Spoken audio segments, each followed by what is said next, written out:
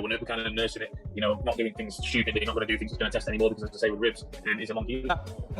I wasn't here when that happened, so I haven't heard anything about it in camp. First time I heard about it. Obviously, I'm not on social media anymore since. Following his withdrawal from the Eddie Hall matchup because of injury, Tommy Fury shocked many by announcing his retirement. Across the boxing community, surprise spread rapidly after Tommy disclosed that a major rib problem had ruled him out of facing Eddie Hall. As explained by Tommy, medical imaging revealed a complete break alongside several fractures, leaving no possibility of entering the contest. However, the greatest surprise arrived when discussions about retirement began circulating, prompting supporters to question whether they may have already witnessed his final appearance inside the ring. Oh no, we're still doing it. Yeah, we're still doing it. That's not what caused the injury. But I've done that medicine ball throughout my whole life. I've been doing that medicine ball for 20 years. That's not what caused the injury. Additional speculation was sparked by Frank Warren's remarks. Although he voiced optimism about Tommy continuing his career, his words carried the tone of someone looking back on a boxer's path instead of discussing what lay ahead. As retirement chatter increased following this injury setback, many supporters began debating whether Tommy's next chapter would involve a return or a permanent goodbye. I hope that's not going to be the case for him, and if he carries on, we certainly would be looking to help him in that way. But he's been involved in some of the great. Interview 3. Criticism directed toward Tommy Fury grew even stronger after comments from Eddie Hearn. With injury concerns forcing his withdrawal and retirement discussions suddenly surfacing, numerous observers started doubting both his resilience and dedication. Hearn acknowledged that throughout fight week he never detected much enthusiasm or belief from Tommy, and detractors are now pointing to that observation as proof he may have been searching for an exit. How good of a servant has he been to box? He's a great guy. I just felt this week, I couldn't, I've been around him a lot of fight weeks, I just didn't feel any kind of confidence or buzz. And I think when I heard that this fight was getting made, I thought that's a strange fight for him to take. By revealing scans that displayed a broken rib along with several fractures, Tommy Fury maintained that the injury was completely legitimate. Even with that medical proof available, many skeptics remained unconvinced. Across social media, countless fans quickly ridiculed the situation, claiming that retirement speculation appearing immediately after the withdrawal only made the entire episode seem even more damaging for Tommy. It took the doctor and my whole team to really say, listen, you've got a broken rib and multiple fractures here, you can't fight. And even now, sitting here filming this video, it hasn't really sank in that I'm not fighting. Maintaining that the issue was authentic, Tommy Fury disclosed medical scans showing both a fractured rib and additional breaks. Nevertheless, despite the evidence presented by doctors, doubters refused to accept the explanation. Online reactions turned mocking almost instantly, with many arguing that retirement discussions emerging so soon after the cancellation made the situation appear considerably worse for Tommy out there. That's the fight that I want next. And like I said, guys, I'm just going to recover now and hopefully we can work out a new date for next year. Finally, guys, I just want to say a massive thank you to everyone who supported me throughout the whole training camp. Obviously, everyone's going to have their own opinions about the situation and what they think, but there is nothing, when it comes down to it, I can do about being medically. Interview 6. In defense of his brother, Tyson Fury stated that Tommy appeared prepared, sharp, and in excellent condition while training. Even so, the criticism continued without slowing down. Numerous detractors argued that if Tommy had looked that impressive only days before, then both the sudden withdrawal and retirement rumors became increasingly difficult for supporters to make sense of. I wasn't here when that happened, so I haven't heard anything about it in camp. First time I've heard about it. Obviously, I'm not on social media anymore since October last year, so I don't see anything. But yeah, Tommy's on good form. I was in the gym last night, and he was looking unbelievable, very sharp and fit and ready. The criticism intensified further when Jake Paul quickly joined the conversation. Publicly, he challenged Tommy's toughness and suggested that pressure had affected him. Those remarks added even more embarrassment to Tommy's withdrawal, with many online users citing Jake's comments while mocking retirement speculation and accusing Tommy of stepping away once circumstances became difficult. There's no way in the boxing world for him. It's make or break for both men. But it'll hit Tommy harder because Tommy's supposed to be a professional boxer. And like I say, Tommy will train hard. He'll do what he's got to do.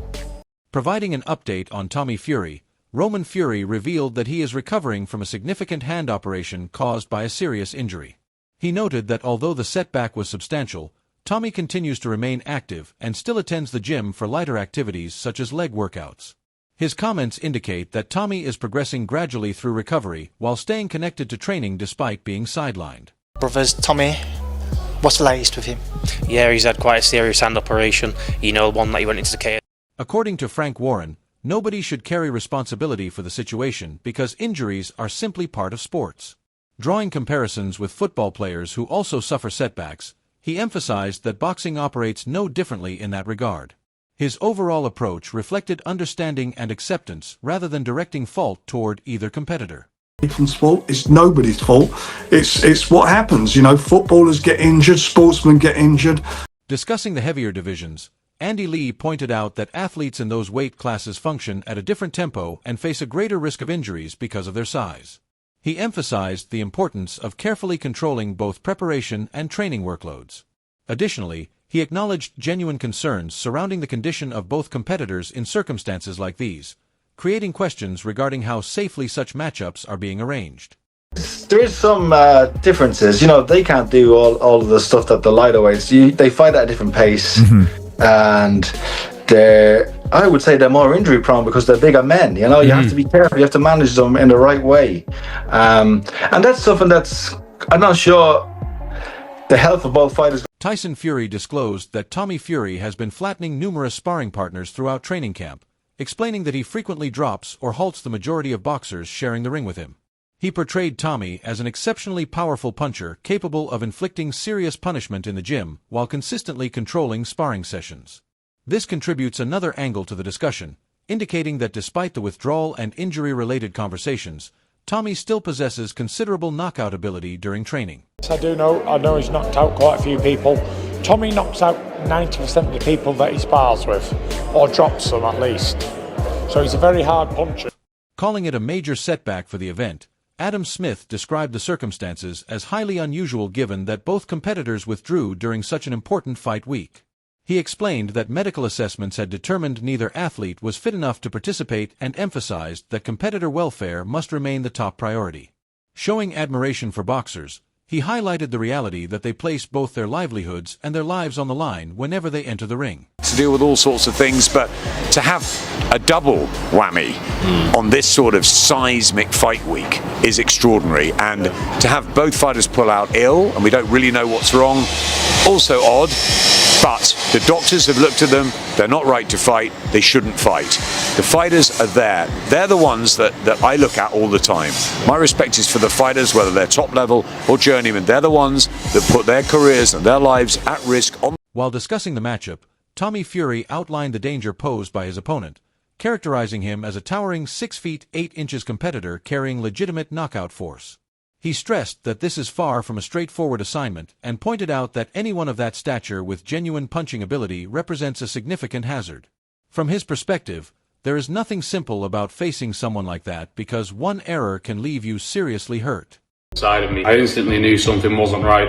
I was throwing up from the pain, I was doubled over. I literally got my bag and went straight to the hospital, straight for an MRI scan, and I got the results back the same day and the results uncovered. Before reaching a final verdict, Frank Warren explained that direct discussions with the teams were necessary, admitting they only became aware of the problem very late in the day. He portrayed the situation as an extremely tense experience affecting everyone connected to the event, from fighters and broadcasters to the fans themselves. Although disappointed and devastated by the outcome, he also emphasized that injuries are an unavoidable element of boxing and sometimes no solution exists. It's the people direct and then make a decision if he's out. Okay, when did you first learn about this, Frank? Very late this afternoon. Okay, so it's been a stressful day. To say the least. For the fighters as well. It's a shame for the fighters, for everybody involved. TV companies and more importantly for the fans. Riyadh season, His Excellency, everybody involved with this. We're all gutted, but what can you do? That's. John Fury maintained that Tommy Fury would have proven overwhelming for his opponent, portraying him as a compact powerhouse carrying genuine punching strength. He argued that dealing with Tommy's physicality would have created enormous difficulties and suggested that adjustments to the contest conditions were motivated by fear. In his opinion, Tommy's combination of force and approach would have presented major problems for anyone sharing the ring with him. You don't know what he's in for. He thinks because Tommy's small. Tommy's like a pocket rocket, isn't he, compared to him? And I got that body belt and I'm feeling the power. He can't take it. That's why I want to do 2-minute rounds, isn't it? You can't do the 3. And I can't blame him. You've got to give Eddie Hall props because he's not a fighter. He's going to get in with Tommy knowing full well what can happen to him. And the only thing he's going to try and do is swing. But he won't be. According to Wade Plemons, Eddie Hall depends heavily on a powerful right hand, yet lacks a strong grasp of range, timing, and rhythm. He argued that the punch should be deployed more selectively as a strategic weapon instead of being thrown repeatedly. From his viewpoint, excessive reliance on it could make Eddie predictable while draining valuable energy, allowing Tommy Fury to anticipate and counter his offense more effectively. Just pull off a miracle right hand. What I'm seeing makes me even more skeptical that that's possible because he doesn't understand space and distance. He doesn't understand timing and rhythm. He doesn't understand how valuable his right hand is. And it seems like I'm being counterintuitive because all he's throwing is right hands, but he needs to value that thing. It needs to be, like I said, a weapon of mass destruction. You only bring it out at certain points so Tommy doesn't get a read on it, and also so you don't gas yourself out. Interview 17. Frank Warren explained that the matchup generated enormous interest for several different reasons and noted that somebody stands to make life-changing money because of it. He stated that whenever he believes a contest is winnable and beneficial for a fighter's development, he is prepared to approve it.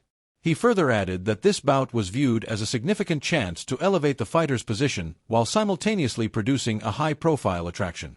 In his assessment, the financial upside is tremendous and the event satisfies everyone involved, including promoters, broadcasters, and supporters. 8-round fight. It's grabbed everybody's attention for various reasons. And they're getting, Tommy's getting life-changing money. And, how can you, I can't knock that.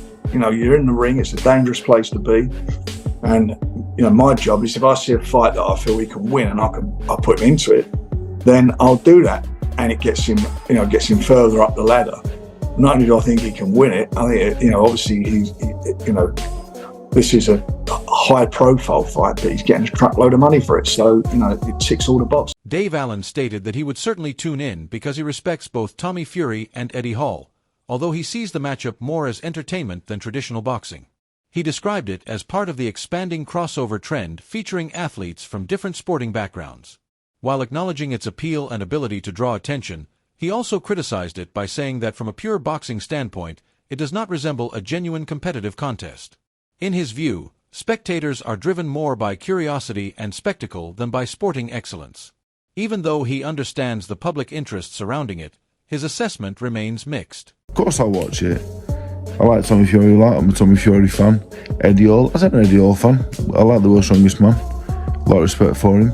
So of course I'll watch it. I'll watch it as it's a spectacle in it. It's part of the new bit of circusry that's come into boxing. All these exhibitions, different people from different sports coming in.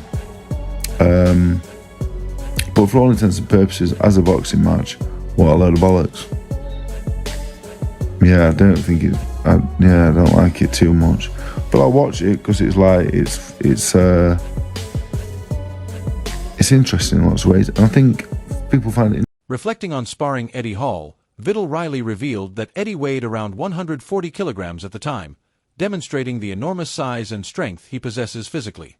He suggested that Tommy Fury should generally be favored to win the contest, yet also acknowledged that Eddie remains both unpredictable and dangerous.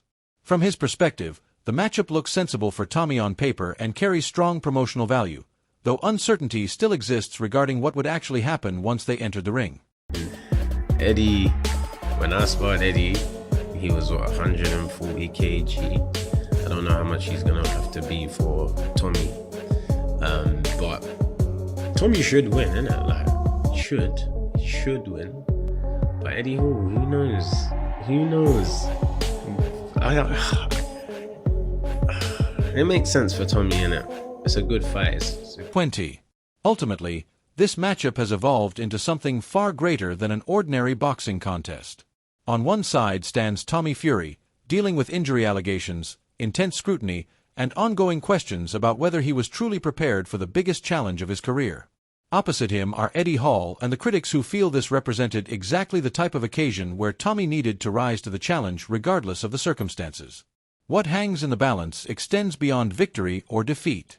Reputation, pride, and the ability to withstand immense psychological pressure are all being tested. Should Tommy Fury return fully healthy, his technical advantages remain clear. Yet if uncertainty begins to affect him, Eddie Hall's strength and self-belief could alter everything within a single exchange. The key issue therefore becomes simple. When the pressure reaches its highest point, who possesses the stronger mindset? Are you supporting Tommy Fury to silence the doubters? Or are you convinced Eddie Hall was correct from the beginning and that a shock result is on the horizon?